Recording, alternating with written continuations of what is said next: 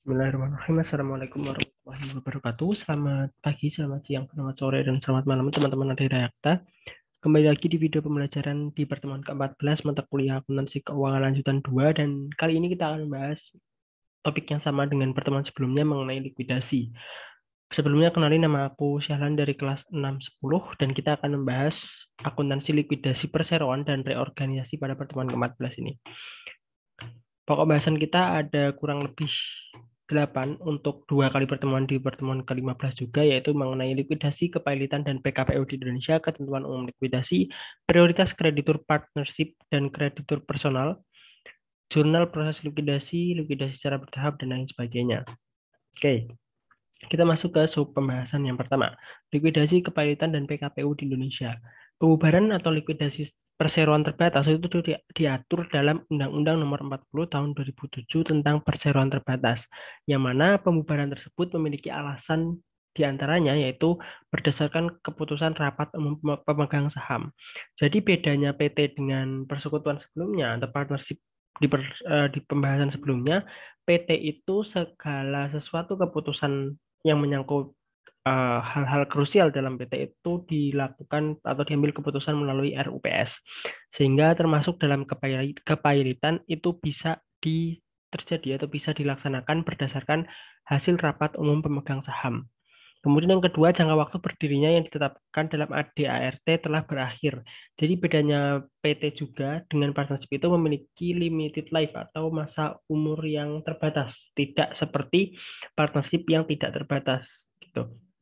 Dan itu bisa menjadi sebab adanya kepailitan atau adanya likuidasi atau pembubaran pada PT. Yang ketiga, berdasarkan penetapan pengadilan. Pengadilan atau pengadilan niaga yang mengurusi mengenai perseroan terbatas bisa menerbitkan keputusan yang menyebabkan perseroan terbatas itu dibubarkan atau dilikuidasi, seperti keputusan pernyataan pilot dan lain sebagainya.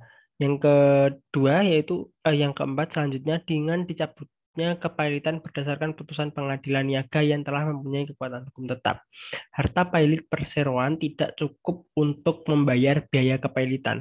Jadi dalam melakukan eh, pembubaran perseroan terbatas itu bisa didasarkan pada putusan pengadilan yang sudah memiliki kekuatan hukum tetap, diantaranya karena pertimbangan bahwasanya harta perusahaan tersebut tidak lagi cukup untuk membayar biaya kepailitan. Membayar biaya kepailitan saja sudah tidak cukup, bagaimana untuk membayar kewajiban yang lain. Kemudian yang E adalah harta pilot perseroan yang telah dinyatakan pilot berada dalam keadaan insolvensi atau keadaan di mana perusahaan tidak dapat membayar kewajiban atau utangnya secara tepat waktu sebagaimana diatur dalam Undang-Undang Kepailitan dan Penundaan Kewajiban Pembayaran Utang. Dengan yang terakhir yaitu dengan dicabutnya izin perseroan sehingga mewajibkan perseroan melakukan likuidasi sesuai dengan ketentuan peraturan perundang-undangan. Karena mungkin adanya perbuatan yang melawan hukum ataupun perbuatan yang melawan dengan peraturan perundang-undangan sehingga izin pendirian atau izin operasi dari perseroan terbatas tersebut dinyatakan dicabut, dan dari hal tersebut PT harus dilakukan pembubaran atau likuidasi. Kemudian yang erat juga dengan likuidasi pada PT yaitu istilah mengenai likuidator dan juga kurator. Apabila pembubaran suatu PT itu terjadi karena keputusan RUPS, jangka waktu berdirinya sudah berakhir, maupun karena dicabutnya kepailitan berdasarkan keputusan pengadilan hukum niaga yang telah mempunyai kekuatan hukum tetap, maka pembubaran tersebut harus diikuti dengan likuidasi, yang mana likuidasi ini nanti dilakukan oleh likuidator. Likuidator sendiri adalah orang yang ditunjuk atau diangkat menjadi penyelenggara likuidasi yang memiliki kewajiban mengatur dan menyelesaikan harta perseroan. Sedangkan jika pembubaran terjadi karena harta pilot perseroan yang telah dinyatakan pilot berada dalam keadaan insolvensi atau tidak dapat membayar kewajiban secara tepat waktu, yang bertindak sebagai likuidasi di sini adalah kurator, yaitu balai harta peninggalan atau orang perorangan, baik pengacara maupun akuntan publik yang diangkat oleh pengadilan untuk mengurus dan membereskan harta debitur pilot bawah pengawasan hakim pengawas menurut Undang-Undang Nomor 37 Tahun 2004 tentang KPKPU, tentang kepailitan dan PKPU. Likuidator bertanggung jawab kepada RUPS atau pengadilan yang mengangkatnya, sedangkan kurator bertanggung jawab kepada hakim pengawas yang mengawasi proses likuidasi. Kemudian perbedaan kepailitan, PKPU, dan likuidasi. Kepailitan menurut pasal 1 angka 1 Undang-Undang Nomor 37 Tahun 2004 tentang kepailitan dan PKPU. Kepailitan merupakan sita umum atas semua kekayaan debitor pailit yang pengurusan dan pemberesannya dilakukan oleh kurator di bawah pengawasan hakim pengawas sebagaimana diatur dalam undang-undang. Sedangkan kalau PKPU atau penundaan kewajiban pembayaran utang itu merupakan alternatif dalam perusahaan yang mengalami kondisi kesulitan dalam keuangan seperti selain kepailitan, terdapat juga cara lain yaitu PKPU yang dapat dijatuhkan oleh pengadilan niaga.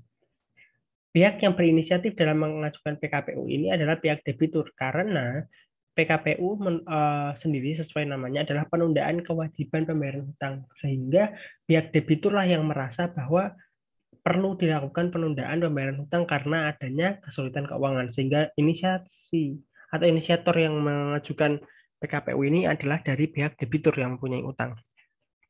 Tujuan dari perusahaan atau orang yang mengajukan PKPU antara lain adalah agar bisa melakukan dan untuk melawan permohonan kepailitan yang diajukan oleh para kreditur. Perbedaan antara pailit dan PKPU antara lain, dari sisi kewenangan debitur, kepailitan itu debitur tidak mempunyai kewenangan karena kepailitan itu diajukan oleh pihak kreditur yang memberikan hutang kepada suatu perusahaan.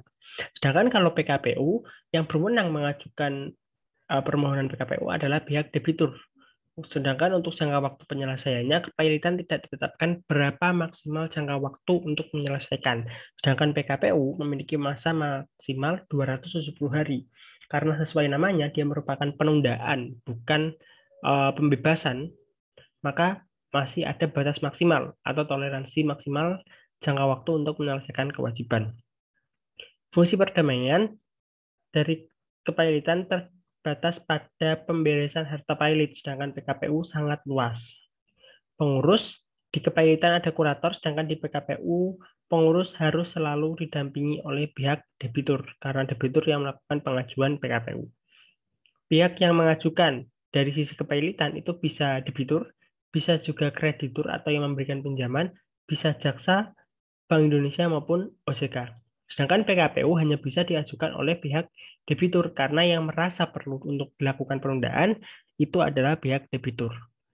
Jangka waktu penangguhan jaminan eksekusi hutang untuk kepailitan maksimal 90 hari, sedangkan untuk PKPU maksimal 270 hari. Sedangkan untuk terakhir likuidasi yaitu merupakan pembubaran perusahaan sebagai badan hukum yang mempunyai pembayaran kewajiban kepada para kreditor dan pembagian harta yang tersisa kepada para pemegang saham. Nah, berbeda dengan likuidasi pada pertemuan sebelumnya tentang partnership, di sini likuidasi pada perseroan jauh sedikit lebih kompleks dalam prakteknya karena perseroan merupakan perusahaan sebagai badan hukum sehingga alur proses pendirian perseroan hingga proses pembubarannya itu jauh lebih rumit dan jauh lebih panjang daripada sekedar partnership. Karena pajaknya sendiri sudah berbeda. Pajak perseroan ini bisa berupa pajak penghasilan badan, sedangkan untuk partnership itu pajak penghasilan orang pribadi. Ketentuan umum likuidasi. Secara umum, proses likuidasi pada perseroan kurang lebih sama dengan likuidasi pada partnership, yaitu non-cash aset dikonversi menjadi cash terlebih dahulu, lalu cash digunakan untuk membayar klaim kreditor atau liabilitas, dan jika ada sisa maka didistribusikan kepada pemegang saham. Bedanya kalau pada perseroan, proses likuidasi setelah melalui proses pemayoritan oleh pengadilan dan proses likuidasi biasanya dilakukan oleh kurator atau trustee. Selain itu, proses pembayaran klaim pun terdapat prioritas mana yang harus dibayar terlebih dahulu. Proses akuntansi untuk likuidasi yang dipelajari umumnya mengacu pada proses kepailitan di Amerika, namun secara umum dalam beberapa hal relatif sama dengan di Indonesia. Di Amerika, perusahaan yang dalam kondisi pailit dapat dilakukan likuidasi dan reorganisasi sesuai dengan keputusan pengadilan.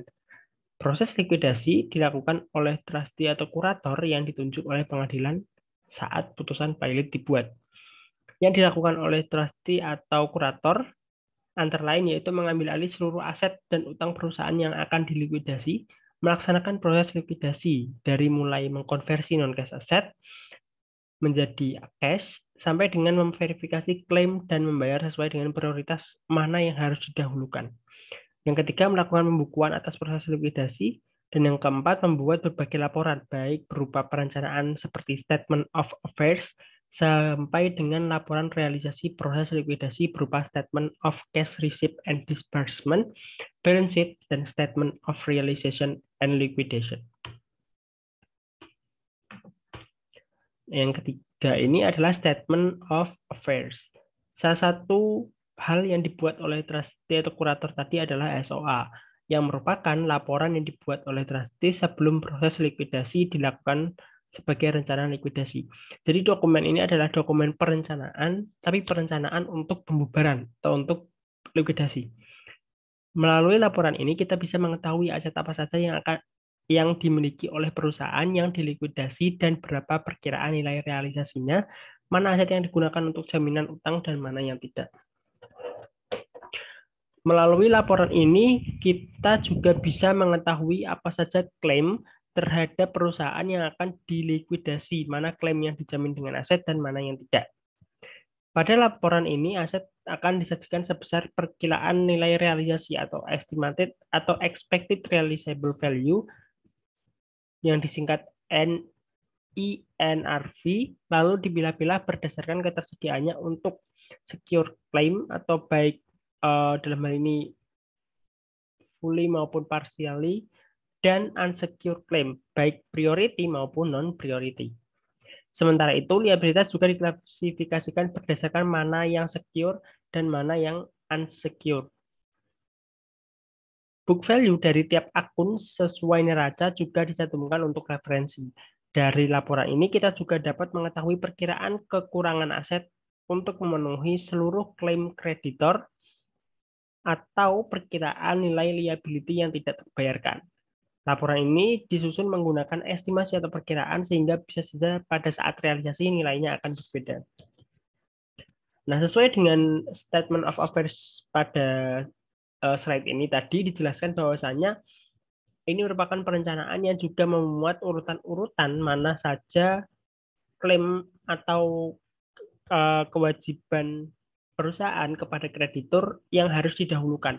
Yang peringkat pertama adalah secure, yaitu klaim yang dijamin dengan hak gadai atau agunan yang valid. Misalkan ada sebuah utang, anggaplah utang obligasi atau bonds payable yang diberikan jaminan berupa gedung. Nah, itu yang didahulukan. Kemudian yang kedua adalah unsecure priority. Klaim prioritas yang tidak dijamin dan tidak memiliki agunan di antara lain biaya administrasi selama proses pengurusan kepailitan. Karena proses kepailitan perseroan terbatas itu cukup panjang, maka tidak dapat dipungkiri bahwa akan ada biaya-biaya administrasi. Yang kedua, klaim yang terjadi antara tanggal ketika gugatan pilot dilayangkan hingga putusan pilot dan penunjukan kurator. Yang ketiga, klaim berupa gaji, upah, dan komisi yang seharusnya dibayarkan dalam waktu 6 bulan sejak putusan pilot, bukan sejak pengajuan kepailitan. Klaim untuk pesangon atau pensiun karyawan, klaim individu dalam bentuk sewa, pembelian, atau uang muka yang telah dibayarkan tetapi jasa atau barang belum diserahkan kepada pembeli atau pelanggan. Selanjutnya, klaim berupa kewajiban pajak, cukai, atau bea masuk atau pungutan lain dari negara yang masih belum dibayar. Sedangkan untuk peringkat 3 yaitu unsecure non-priority. Klaim non-prioritas dan tidak ada agunan atau jaminannya yaitu klaim legal yang sudah ditempo, klaim legal yang pengajuannya terlambat, klaim legal seperti denda, sanksi, dan pembatalan, serta klaim berupa beban bunga dari utang klaim prioritas. Dari utang klaim prioritas tapi tidak ada agunan. Peringkat 4, stockholders di sini sisa aset diserahkan kepada pemegang saham lama sebagai pemilik perusahaan. Selanjutnya tahap penyusunan Statement of Affairs. Yang pertama kita akan kerjakan terlebih dahulu bagian aset. Yang kedua, tentukan mana aset yang digunakan untuk jaminan utang, lalu identifikasi apakah aset tersebut menjamin penuh hutang atau sebagiannya saja dengan membandingkan expected net realizable value aset tersebut dengan nilai utang yang dijaminkan. Nilai aset yang menjamin penuh atau fully secure terlebih dahulu. Sajikan expected NRV dari aset tersebut dan nilai utang yang dijamin. Identifikasi perkiraan nilai aset tersebut yang masih tersisa untuk dibayarkan bagi utang yang tidak dijamin, baik prioritas maupun non-prioritas.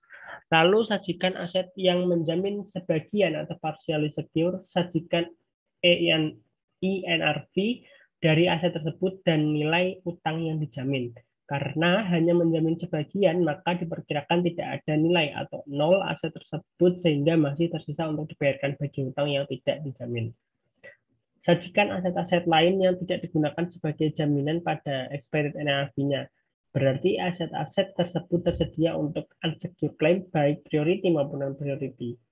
Tambahkan dengan perkiraan aset yang tersedia di poin 3, maka totalnya adalah total aset yang diperkirakan tersedia untuk unsecured claim, baik priority maupun non-priority. Selanjutnya kita akan cari informasi berapa nilai unsecured claim tersebut. Pindah ke bagian liabilitas. Tentukan mana liabilitas yang dijamin dengan aset, lalu identifikasi apakah liabilitas tersebut dijamin penuh atau sebagian, dengan membandingkan nilai utang dan realizable value aset yang digunakan untuk jaminan. 8. Sajikan liabilitas yang dijamin penuh atau fully secure terlebih dahulu. Sajikan nilai liabilitas dan expected NRV dari aset yang digunakan untuk menjamin. Karena terjamin penuh, maka diperkirakan tidak ada nilai liabilitas yang tersisa sehingga tidak terjamin atau nol. Lalu sajikan liabilitas yang terjamin sebagian atau partially secure. Sajikan nilai utang tersebut dan NRV dari aset yang digunakan untuk menjamin. Karena hanya sebagian, maka diperkirakan masih ada sisa utang yang tidak terjamin atau tidak terbayar. Nilai utang yang tidak terjamin tersebut akan masuk ke dalam utang yang tidak dijamin atau unsecured claim non-priority. Lalu identifikasi liability lain yang tidak dijamin dengan aset, apakah dia masuk priority atau bukan. Untuk menentukan apakah dia masuk priority atau bukan, silakan lihat tabel pemeringkat klaim yang sudah ada di slide sebelumnya tadi. Tentukan nilai total utang tidak dijamin yang prioritas atau unsecured priority. Setelah itu berpindah ke bagian aset lagi, kurangkan total unsecured priority claim ke aset yang tersedia untuk unsecured claim, baik priority maupun non-priority. Maka hasilnya berarti adalah aset yang tersedia untuk unsecured non-priority claim. Oke, mungkin biar lebih jelas kita langsung masuk aja ke sub pembahasan mengenai pencatatan proses likuidasi dan nanti kita akan masuk langsung ke contoh soal. Oke, pencatatan proses likuidasi di sini setelah membuat rencana likuidasi atau statement of affairs, hal berikutnya yang harus dilakukan pasti adalah melakukan proses likuidasi. Untuk mempertanggungjawabkan kegiatan tersebut, maka trustee akan mencatat sebuah proses likuidasi. Proses tersebut dinamakan sebagai trustee accounting.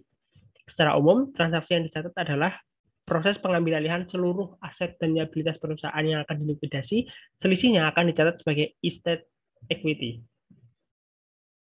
Proses realisasi atau konversi non-cash aset menjadi cash, jika ada gain atau loss, maka langsung dialokasikan ke akun asset equity. Beda dengan kemarin di likuidasi partnership yang kita bisa langsung alokasikan ke masing-masing partner. Saat realisasi ini, nilai realisasi bisa jadi sangat berbeda dengan estimasi NRV yang ada pada Statement of Affairs. Maka dari itu, sangat mungkin yang ada pada SOA, fully secure realisasinya menjadi partial secure atau pun sebaliknya. Karena di sini adalah dokumen perencanaan. Jadi kita tidak tahu realisasi ke depannya seperti apa. Proses pembayaran klaim dengan aturan main sebagai berikut. Liabilitas yang dijamin maka harus segera dibayarkan sesaat setelah aset jaminannya terrealisasi. Jika jadi terjamin penuh, maka bayar semua. Jika akhirnya tidak terjamin penuh, maka hanya akan dibayar sebesar cash hasil realisasi dari aset yang dijaminkan. Selanjutnya, unsecured priority akan diprioritaskan untuk dibayar. Urutan prioritasnya adalah sesuai dengan urutan huruf A sampai dengan F pada peringkat 2 atau unsecured priority, termasuk dalam kelompok ini ada trust fee dan biaya likuidasi yang tidak masuk dalam SOA, tetapi begitu terjadi menjadi prioritas nomor 1 untuk dibayarkan. Cash yang tersisa akan digunakan untuk membayar unsecured non-priority yang jika tidak cukup maka untuk masing-masing klaim akan diprorata. Jika tidak cukup juga maka akan terdapat klaim dari unsecured non-priority yang tidak terbayar. Jika masih ada sisa, barulah selanjutnya dibagikan ke peringkat keempat berupa pemegang saham. Proses likuidasi, jika terdapat sisa unsecured non-priority yang tidak terbayar, maka akan dihapuskan bersamaan dengan dihapuskannya saldo estate equity. Oke, kita langsung masuk ke contoh soal. Di sini PT ABC sedang mengalami kesulitan keuangan, saldo real retained earnings-nya sampai bernilai negatif. Tanggal 3 Juli mengajukan permohonan ke pengadilan untuk dipilotkan. Pengadilan mengabulkan permohonan pada 10 Juli dan sekaligus menunjuk seorang kurator untuk mengurus kepilotan tersebut. Ini neraca saldonya per 10 Juli dan ini informasi tambahannya yaitu pertama, mortgage payable dijamin dengan tanah dan bangunan yang taksirannya mencapai 250. Nah, terus yang B sampai H juga ada informasi terkait dengan soal. Yang selanjutnya kita kerjakan atau kita buat berupa rekonstruksi soal ini, tabel rekonstruksi soal, atau kita langsung ke statement of affairs. Ini soalnya masih sama seperti yang tadi. Di statement of affairs ini nanti isinya kita akan mengurutkan aset-aset yang digunakan untuk jaminan dan liabilitas yang diurutkan sesuai prioritasnya, serta kita nilai berapa sih estimasi yang akan terrealisasi untuk liabilitas yang secure dan unsecured. Di sini contohnya misalkan untuk membayar mortgage payable dan juga bunganya, perusahaan tadi dibilang menjaminkan tanah dan bangunan yang taksirannya mencapai 250. Di sini di neraca saldo tanah dan bangunan itu hanya 240 tapi terrealisasi 250. Sehingga di sini book value-nya 240, realisasinya land and buildings-nya 250, sedangkan total utang dari mortgage payable dan interest dengan interest dari mortgage payable tersebut totalnya adalah 176 atau dari 160 ditambah 16.000. Nah, dari realisasi aset yang dijaminkan 250 kemudian hanya terpakai untuk melunasi secure liability-nya 176, berarti ada sisa 74 yang dapat digunakan untuk melunasi unsecured liability.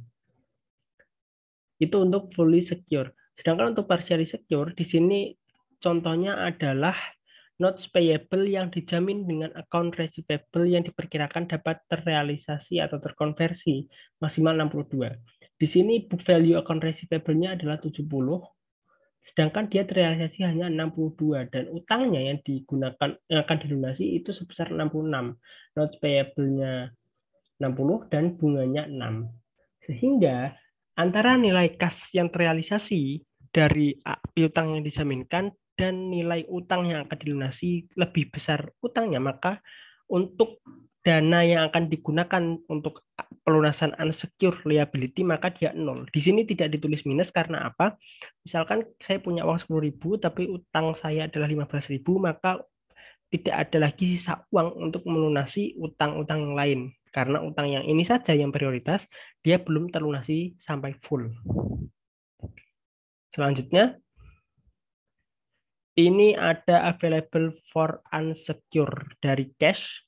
Cashnya pasti tetap 30 karena cash mau sekarang mau nanti tetap nilainya 30. Inventorinya di sini inventorinya 60 tapi tertuang di sini 45 berasal dari informasi yang ada di soal yaitu 75% persediaan dinilai dapat dikonversi menjadi kas. Sehingga 75% dari persediaan sebesar 60.000 adalah 45 yang dapat terrealisasi menjadi cash. Selanjutnya untuk equipment dinilai sebesar 40 padahal book value equipment itu 60. Di sini equipmentnya 40 sedangkan goodwill-nya 40 ini diasumsikan hilang goodwill-nya atau tidak bernilai. Sehingga total available for unsecured liability-nya adalah 189. Dapat dari mana? Dapat dari total dari sisa Land and building tadi 74 ditambah dengan cash, inventory, equipment, sehingga totalnya 189. 189 ini dikurangi dengan unsecured priority liabilities. Unsecured priority liabilities tadi sesuai dengan yang ada di slide sebelumnya ini. Oke, peringkat 2, unsecured priority, ada 6. Yang mungkin teman-teman bisa dihafal atau dicatat. Selanjutnya tadi 80.000 totalnya, kemudian ada available for unsecured non-priority sebesar 109.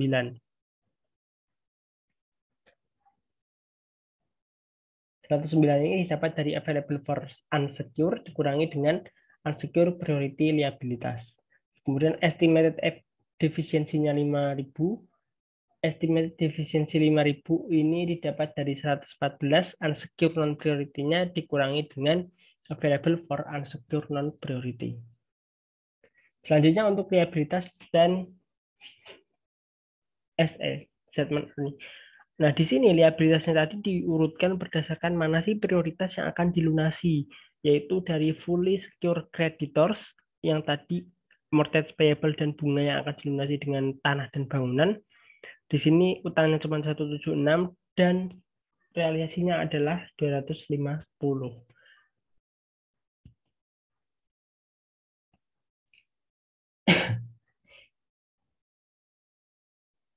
Nah, di sini karena liabilitasnya menjadi lebih kecil, maka di sininya menjadi 0, bukan minus, karena artinya adalah sudah tidak ada lagi nilai liabilitas secure creditors yang tersisa untuk dilunasi.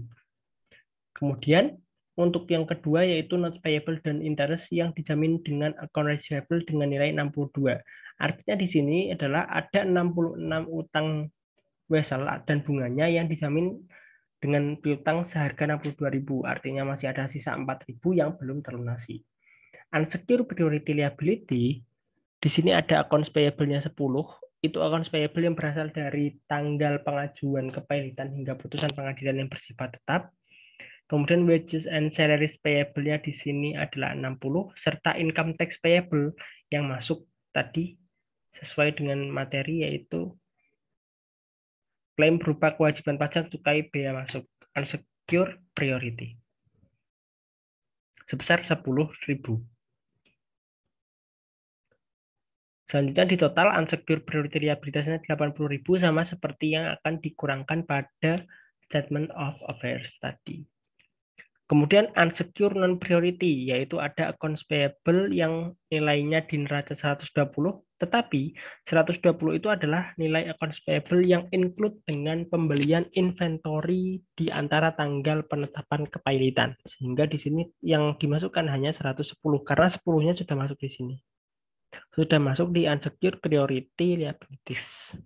Sehingga total unsecured non-priority-nya adalah 114, didapat dari penjumlahan.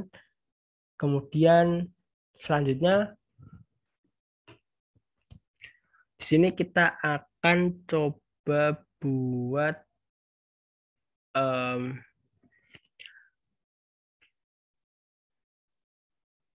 jurnal di buku trustee ketika terjadi penyerahan ke trustee sampai dengan realisasi transaksi. Pertama yang harus dilakukan jurnal oleh trustee atau kurator adalah jurnal pengambil alihan aset dan juga liabilitas atau kewajiban si perusahaan. Di sini sesuai dengan neraca saldo tadi, perusahaan memiliki nilai-nilai akun sesuai dengan yang ini tadi 30 untuk cash, account receivable-nya 70 dan lain sebagainya sampai dengan ke bawah inventory-nya ada 60 dan lain-lain. Kemudian ada accounts payable dan segala macam jenis payable-nya, kemudian selisihnya antara debit dan kredit antara antara aset dan liabilitas akan dicatat sebagai state equity sebesar 68.000. Kemudian jurnal yang pertama tadi adalah jurnal realisasi account receivable, yaitu ketika kita mendapatkan realisasi account receivable maka kita akan mencatat cash 62.000, kreditnya account receivable 70.000 sesuai book value-nya di sini, dan selisihnya akan dicatat ke asset equity. Kemudian pembayaran secure claim notes payable plus interest dari hasil realisasi account receivable. Ketika dibayar, maka Notes payable-nya berkurang karena sudah dibayar, interest payable-nya berkurang, dan cash-nya berkurang karena sudah dibayar. Nah, notes payable-nya itu sesuai neraca, dia cuman senilai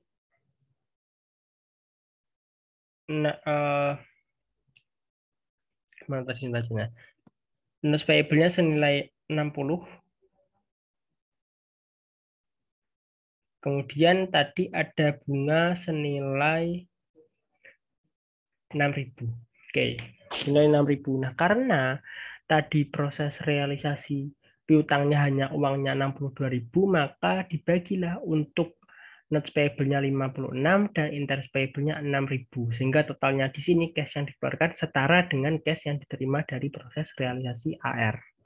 Realisasi inventory, tadi 75% inventory dapat realisasi, yaitu 45, nilai bukunya 60, dan asset equity-nya 15. Realisasi land and building sama, yaitu cash, kreditnya land, building, dan asset equity. Cashnya 250, land-nya 40, building-nya tadi 200 sesuai neraca, dan karena besar realisasinya, maka asset equity di sebelah kredit sebesar 10.000. Pembayaran secure claim, mortgage payable, dan interest dari hasil realisasi land dan building. Mortgage payable-nya tadi sesuai dengan neraca, dia bernilai 160 dan interest payable-nya 16, sehingga totalnya 176. 176 akan dijurnal semua karena nilai realisasi land dan building-nya lebih tinggi, yaitu 250, sehingga cukup aja untuk menjurnal secara keseluruhan. Realisasi equipment. Tadi equipment di soal dibilang dia dinilai sebesar 40, padahal nilai bukunya sesuai neraca saldo adalah 60. Sehingga equipment akan dijurnal cash 40, asset equity-nya 20, dan kreditnya equipment 60. Penghapusan goodwill. Nah, karena goodwill-nya dihapus, tidak diterimakan cash, maka dia langsung mendebit asset equity dan kreditnya goodwill senilai book value-nya yaitu 40. Pembayaran priority claim, trust TV, dan biaya-biaya lain, yaitu asset equity dan kredit cash sebesar 4.000. 4.000 ini didapat dari ini, ada trust TV dan biaya likuidasi 3.000 serta biaya likuidasi lainnya 1.000. Oke, selanjutnya tadi sampai pembayaran priority liability. Nah, priority liability tadi sesuai dengan yang sudah di kerjakan pada statement of affairs ini ada 3, yaitu accounts payable, wages and salaries payable, serta income tax payable sesuai dengan slide tabel materi tadi juga. Accounts payable-nya 10, wages and salaries payable-nya 60, income tax payable-nya 10, serta kreditnya 80. Pembayaran non-priority liability dengan cash yang tersedia. Accounts payable serta notes payable dan kreditnya cash sebesar 105. Pembayaran non-priority untuk liabilitas. Kemudian penghapusan non-priority liability yang tidak terbayar dan estimasi saldo asset equity. Notes payable-nya 318.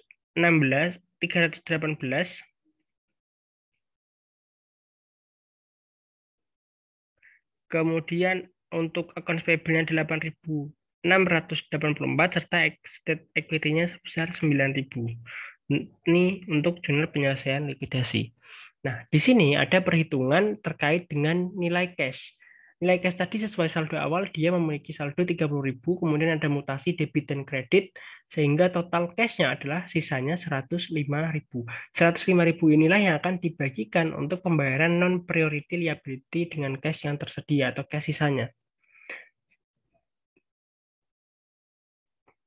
Selanjutnya yaitu unsecured non-priority.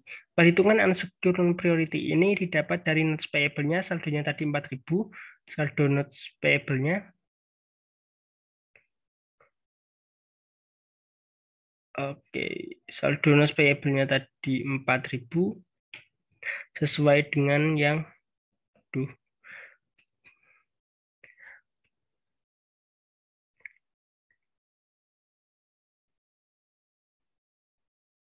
Nah, di sini ada selanjutnya. Di sini notes payable-nya sesuai neraca saldo tadi dia 60.000 notes payable, tapi hanya dilunasi tadi 56, sehingga totalnya sisanya adalah 4.000.